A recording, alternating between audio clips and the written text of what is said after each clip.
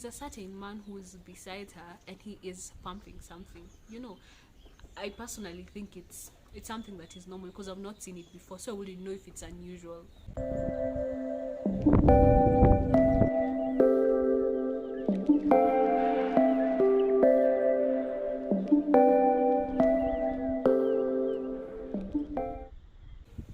Habari zenu my guys. For those of you who may not know, I am Susan Nganga and welcome to my channel. I am so glad to have you guys here, and we are currently at 275 subscribers, and I would love to tell you that I appreciate each and every one of you. Thank you so much. If you haven't already, kindly subscribe. It costs nothing. It's absolutely free, and you can click the bell there, so that each time I upload a video you get to, like, it's recommended to you. So today I'm back with episode 2 of my life as a sister, and I hope that you guys will enjoy it. So let's get started.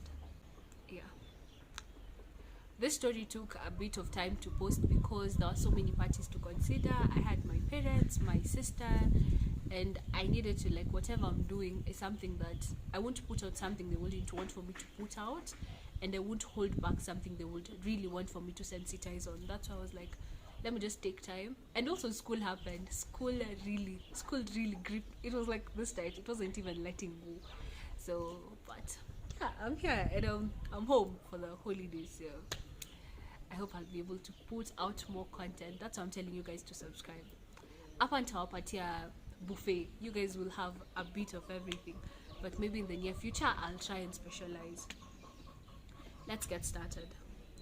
My sister was born on a Tuesday, and I remember that day. So when that day came, I told you guys that, like, how I combed my hair and how I was looking nice, because you need to, like, make a first impression, and first impressions count. In as much as I know even my sister right now doesn't even remember the day she was born, but at least I know I looked good. Okay, not particularly good, but I was presentable.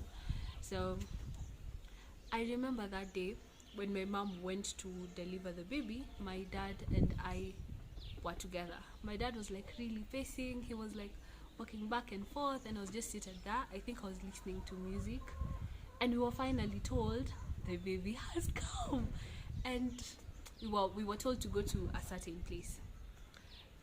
I was wearing purple Crocs, and my dad was wearing his shoes, obviously not Crocs.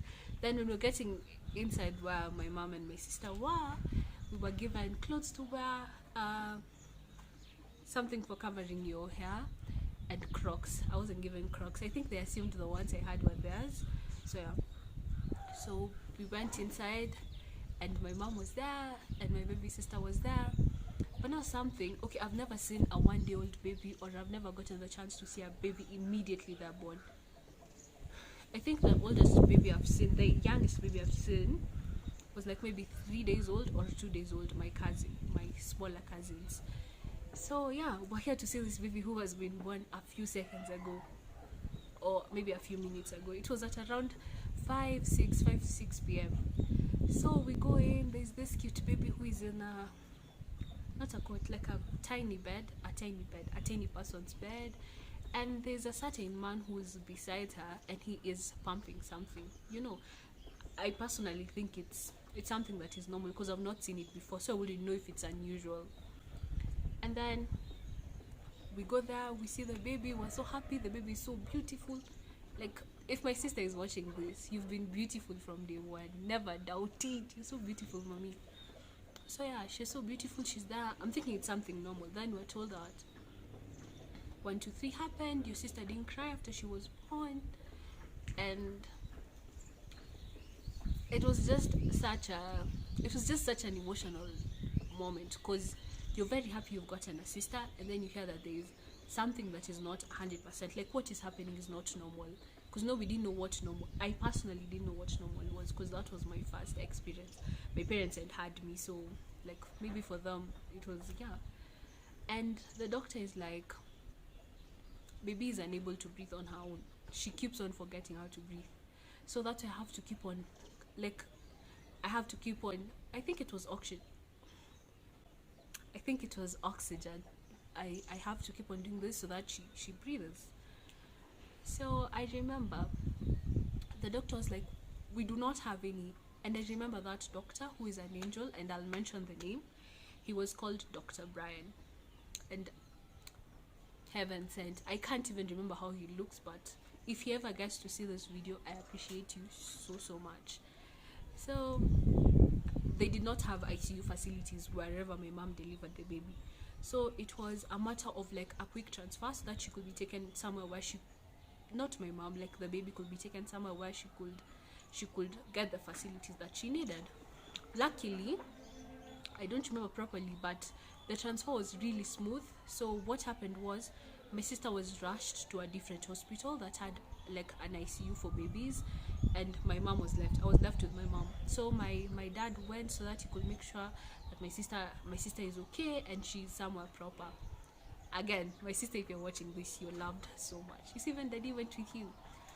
So they rushed to the hospital. I was left with my mom, and my mom is one of the strongest ladies I know. She is impeccably strong. After all that, she still had the strength to stay up with me. She was there. I'm yet to meet someone as strong as she is, and I hope I become half the woman that she is. So I remember staying with my mom there, and then, you know, obviously she's a bit tired, in as much as she's trying to like, she's still a bit tired, yeah. So a certain doctor came, and they were like,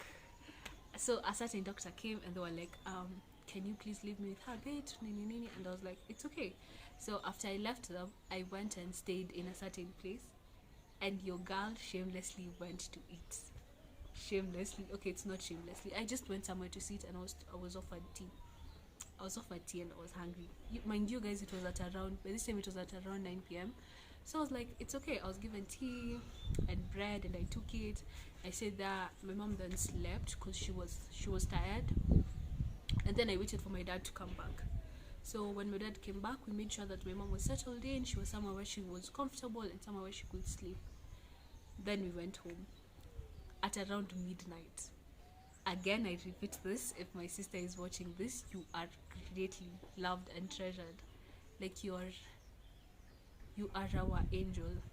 And you guys, fun fact, in as much as whatever I'm about to say will be in the next episode, my sister has literally been a guardian angel, because you would expect, I'll tell you guys about what we later came to find out about her in the next episode. But let me just say this, you would expect that whatever was happening would take us back like 20 steps, but God, I think God literally was like, you know what, I'm going to make an angel, and if I make her, she'll go to earth and she won't suffer. Wherever I'll take her, she'll be full of blessings and joy, because she's literally the glue. Okay, if I say glue, it seems as if she weren't there we would fall apart, but I'm saying she's literally that. See, like a Christmas tree, there's the star that is always put up, and it makes such a huge difference. So she's that for us. Like, before we had her, we were just like a Christmas tree. We were complete. But then when you got the star, you get this final touch that is so beautiful, and you can't go back. So yeah, that was it for our second episode. In that episode, I could maybe go like a bit deeper on what was wrong and why she needed to be taken to the ICU. And yeah, I hope that you guys enjoyed this video. Make sure to like, share, subscribe, and comment down below.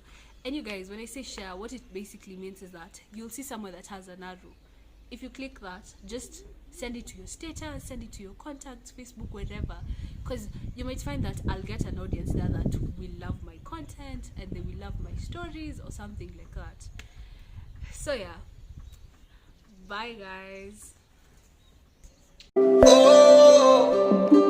I just feel like we can go on forever. Come on, do me a favor. Stay a little while. Messing up like a dead leaf falling. On the last fall, you come and pick me up. Oh, you like 1,000 times. I swear I will do what you did to me, 'cause I know how damn good it feels when someone bites with your fears. More dead leaves falling. Oh, I just feel like we can go on forever. me you feel